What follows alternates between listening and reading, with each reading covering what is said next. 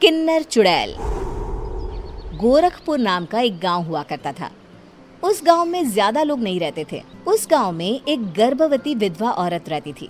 उस औरत का नाम कमला था। कमला अपने घर में अकेली रहती थी। उसके पति की सारी जायदाद उसके नाम हो गई थी, पर सभी गांव वाले उस औरत को मनहूस औरत समझा करते थे और सभी उससे नफरत किया करते थे।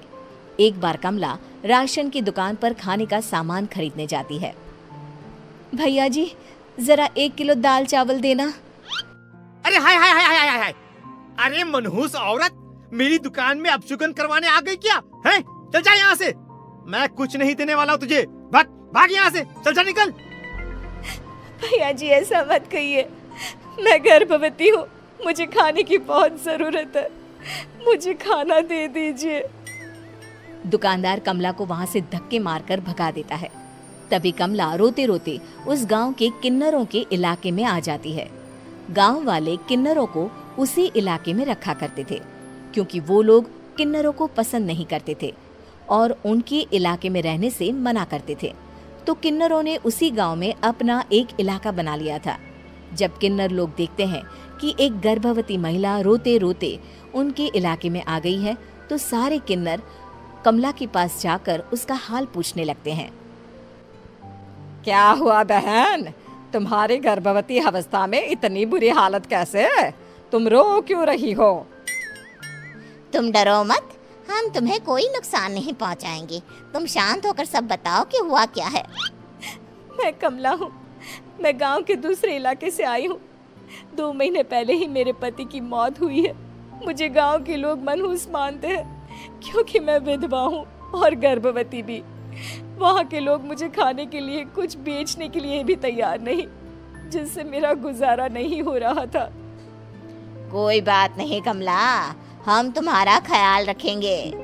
किन्नर लोग कमला को एक खाली घर में रहने के लिए जगह दे देते हैं और उसकी देखभाल भी करते हैं। कुछ ही महीने बाद कमला अपने बच्चे को जन्म देती है, पर अफसोस, कमला बच्चे को जन्म देते ही अपनी जान गंवा देती है। जब सब किन्नर बच्चे को देखते हैं तो बहुत खुश हो जाते हैं, क्योंकि वो बच्चा भी किन्नर ही था। कमला ने एक किन्नर बच्चे को जन्म दिया था। अब इस बच्चे की देखभाल कौन करेगा? हम तो इस बच्चे को गांव के दूसरे इलाके में भी नहीं भेज सकते। और तो क्या हुआ, इस बच्चे की माँ नहीं रही तो हम इसे पालेंगे।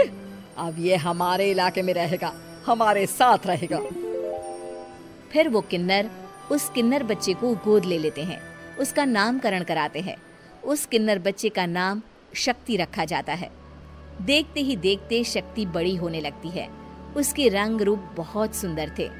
वो बहुत सुंदर किन्नर दिखती है। एक दिन शक्ति एक किन्नर से पूछती है, माँ जी सुनिए ना, ये गांव के दूसरे इलाके में भी तो लोग रहते हैं, तो हम वहाँ क्यों नहीं जाते? हम उनसे अलग क्यों रहते हैं? शक्ति, क्योंकि वो लोग हमारे जैसे नहीं, वो लोग हमें पसंद नहीं करते, इसीलिए हम उनसे अलग रहते हैं। क्यों? वो हमें क्यों पसंद नहीं करते? मुझे एक बार उस इलाके में जाना है, मैं एक बार वहाँ जाकर घूम कर आऊं।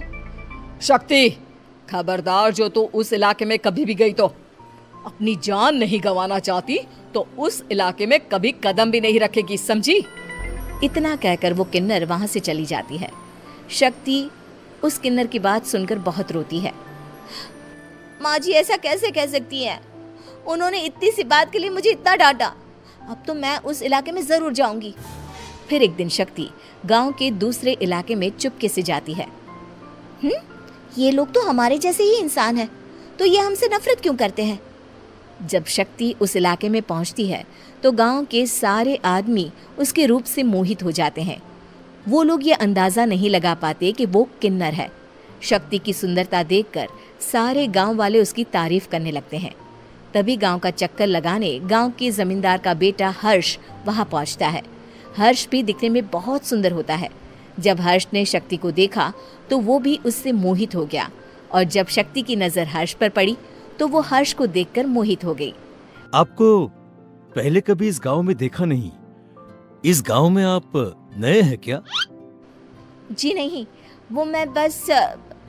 तभी शक्ति बोलते बोलते रुक जाती है और मन में सोचने लगती है, अगर मैंने इनको बता दिया कि मैं दूसरे इलाके से आई हूँ तो वो समझ जाएंगे कि मैं किन्नर हूँ, इसलिए मुझे इनसे झूठ ही बोलना पड़ेगा। शक्ति हर्ष को कहती है, जी हाँ, मैं इस गांव में नई आई हूँ, यहाँ अकेली रहती हूँ। वैसे आप कौन है? आप भी इसी गांव में रहते हैं? जी हाँ, मैं इस गांव के जमींदार का बेटा हूँ। आपको किसी भी चीज की जरूरत पड़े तो आप मुझे बता देना, मुझे अच्छा लगेगा। ऐसे ही शक्ति और हर्ष एक दूसरे से रोज मिलने लगते। वो दोनों अपने प्यार का इजहार करने एक दूसरे से मिलने जाते हैं। तभी शक्ति का पीछा करते करते एक किन्नर वहां आ जाती है। शक्ति, मैं तुमसे बहुत प्यार करता हूँ। मैं तुमसे शादी करना चाहता हूँ। क्या तुम मुझसे शादी करोगी? हाँ हर्ष, मैं तुमसे शादी करूंगी, पर मैं तुमको अपने बारे में एक सच्चाई बताना चाहती हूँ जो मैंने तुमसे छुपा कर रखी है। तभी उनके बीच में ही वो किन्नर आ जाती है। शक्ति, तेरी हिम्मत कैसे हुई ऐसा करने की? वो किन्नर शक्ति को खींचकर गांव के जमींदार के पास ले जाती है। हर्ष भी वहां शक्ति को बचाने के लिए पहुंच जाता है। जमींदार शक्ति और हर्ष के प्यार के बारे में सुनकर गुस्से में आ जाता है और शक्ति को गांव के बाहर निकालने की सजा देता है। शक्ति ये बात सहन नहीं कर पाती और कुएं में कूदकर अपनी जान दे देती है। जमींदार हर्ष की शादी गांव की एक लड़की से करवा देता है, पर हर्ष इस शादी से खुश नहीं होता। शक्ति अपना बदला लेने के लिए मरने के बाद किन्नर चुड़ैल बन जाती है। अब मैं इन गांव वालों को नहीं छोड़ूंगी, अब इनसे मैं अपने प्यार का बदला लूंगी। किन्नर चुड़ैल गांव वालों को परेशान करना शुरू कर देती है। एक बार वो रात को गांव के खेतों में पहुंच जाती है और वहां आग लगा देती है। सारी फसल जल के राख हो जाती है। जब एक आदमी रात को उठकर देखता है कि खेत में आग लग गई है तो वो वहां पहुंच जाता है। वो देखता है कि खेतों के बीचों बीच एक किन्नर चुड़ैल खड़ी है और वहां खड़े होकर ताली बजा रही है। गांव वाला किन्नर चुड़ैल को देखकर बेहोश हो जाता है। जब सुबह उस आदमी को होश आता है तो वो सीधा जमींदार के पास जाता है। अरे जमींदार साहब, अरे वो किन्नर चुड़ैल ने मेरी सारी फसल जला दी। अब मैं क्या करूंगा? क्या होगा मेरा? जमींदार चुड़ैल किन्नर का नाम सुनते ही सब कुछ समझ जाता है। अब वो बहुत डर जाता है। उसी रात को जब जमींदार डर के मारे अपने कमरे में सो नहीं पाता, तभी वहां अचानक से किन्नर चुड़ैल आ जाती है। किन्नर चुड़ैल जोर जोर से जमींदार के आगे खड़ी होकर हंसने लगती है और ताली बजाने लगती है। जमींदार उस डरावनी किन्नर चुड़ैल को देखकर बहुत डर जाता है। तूने मेरे साथ बहुत बुरा किया, अब मैं तुझे जान से मार दूंगी। नहीं नहीं नहीं नहीं, नहीं। मुझे माफ कर दो, मुझे मत मारो। मैं कभी ऐसा दोबारा नहीं करूंगा। अब तुम जो बोलोगी वही मैं करूंगा।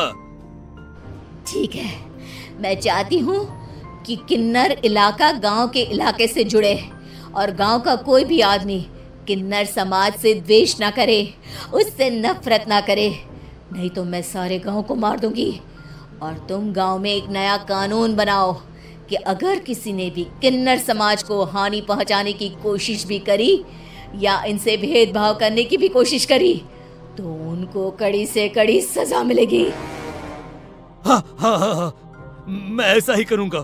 तुम जो बोलोगी वो मैं करूंगा, पर मुझे जाने दो प्लीज। तब वो किन्नर चुड़ैल वहां से चली जाती है। गांव का जमींदार किन्नर चुड़ैल का कहा मानते हुए दोनों इलाकों को एक कर देता है और नया कानून भी लागू कर देता है। तब से वहां किन्नर समाज और बाकी गांव वाले शांतिपूर्वक रहने लगते हैं।